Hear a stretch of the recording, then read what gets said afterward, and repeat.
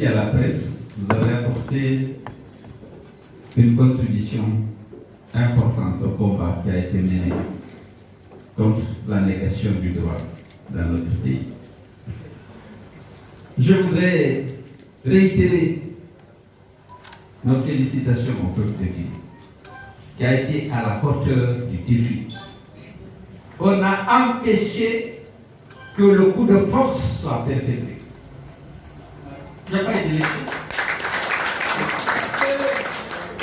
Les gens l'ont fait avec un esprit de sacrifice admirable. Ils ont sacrifié même leur vie pour la défense des acquis démocratiques dans notre pays. Ils méritent les félicitations du FNDC, du peuple de Guinée et de tous les hommes épris de paix, de justice et de démocratie. Aujourd'hui, le gouvernement est embêté parce qu'il a envie de légitimer sa mascarade. Lorsque j'écoute ses porte-paroles, mais je tombe déçu. Parce qu'on veut justifier l'injustifiable. En disant ça s'est bien passé, à Mali seulement 14 bureaux de vote n'ont pas fonctionné. Il y a 21 bureaux de vote, soit 5% qui ont travaillé à Mali.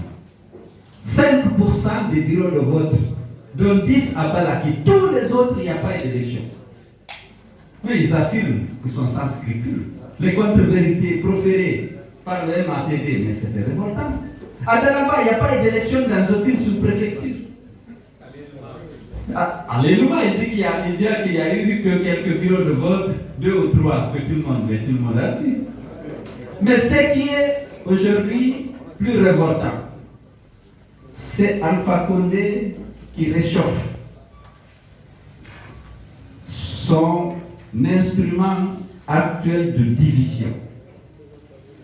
Pendant longtemps, la répression, ça a été reconnu, c'était dirigé contre une communauté parce qu'il voulait dire que toute la Guinée est avec lui, sauf une région.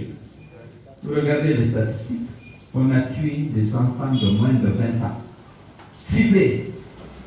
Lorsque la résistance contre le troisième mandat a été forte en forêt, non, on s'attaque à une communauté. On les assassine, on les tue, on les brûle vifs. Et on développe cette théorie que c'est une communauté. Ce n'est pas parce qu'un opposant à son système ressort et ressortissant d'une communauté qu'on peut considérer que cette communauté mérite la guillotine. Mais il s'est attaqué à toutes les communautés ici.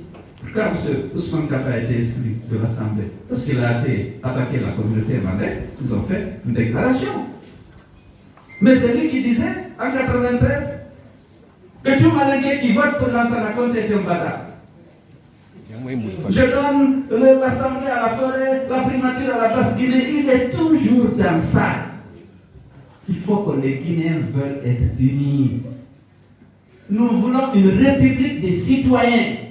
N'acceptons pas de tomber dans le piège d'Alpha Condé, comme les autres l'ont dit.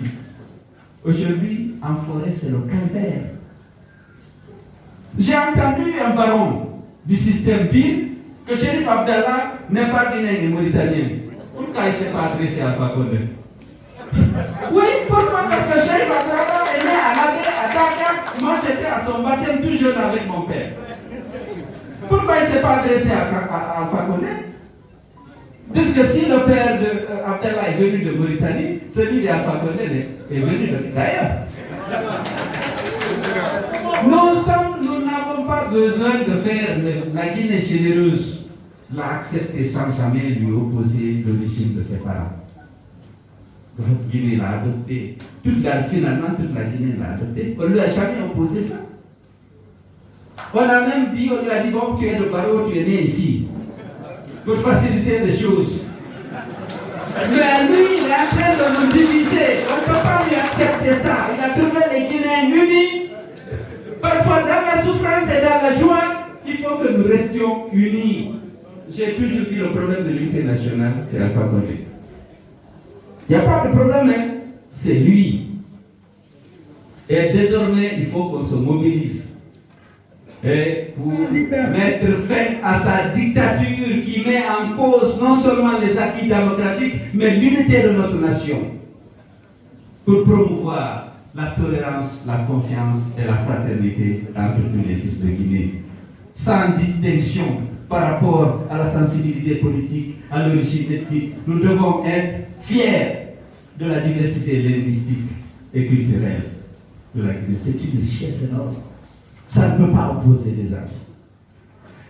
Restons mobilisés pour mener ce combat contre la dictature, parce que certains pensent que c'est acquis. C'est pas, le peuple guinéen reste debout contre la dictature, contre le coronavirus. Mais comme l'a dit Syria, il faut qu'on se mobilise pour respecter les consignes de l'OMS. Il n'y a pas de médicaments encore pour ce fléau-là. Il faut que nous-mêmes, nous prenions en charge. Il ne faut pas compter sur ce gouvernement. Aujourd'hui, si on ne prend pas les dispositions, tous les hôtels que les promoteurs ont des difficultés à rentabiliser risquent d'être transformés en hôpitaux. Parce que vous avez vu l'Europe avec toutes les capacités scientifiques, hospitalières, une population éduquée, ils ont des difficultés à arrêter la propagation du virus. S'ils viennent chez nous avec les familles nombreuses, les contacts, les marchés, c'est catastrophique. Prenons nos responsabilités. Il s'agit de sauver la Guinée. On peut la sauver de la dictature que si on la sauve en tant qu'entité, en tant que nation, en tant que population. Et ça, c'est notre responsabilité de tous. On sait qu'il ne faut rien attendre de ce gouvernement, parce que ce n'est pas sa préoccupation. La préoccupation d'Alpha Condé, c'est le pouvoir. Sinon, il n'aurait même pas organisé sa mascarade, alors que la Guinée était sous la menace de la propagation du coronavirus. Donc, je vous invite, mes chers compatriotes, à rester debout pour défendre notre unité, pour défendre notre vie et notre santé, mais pour nous défendre contre la dictature de Alpha Condé. Je vous remercie.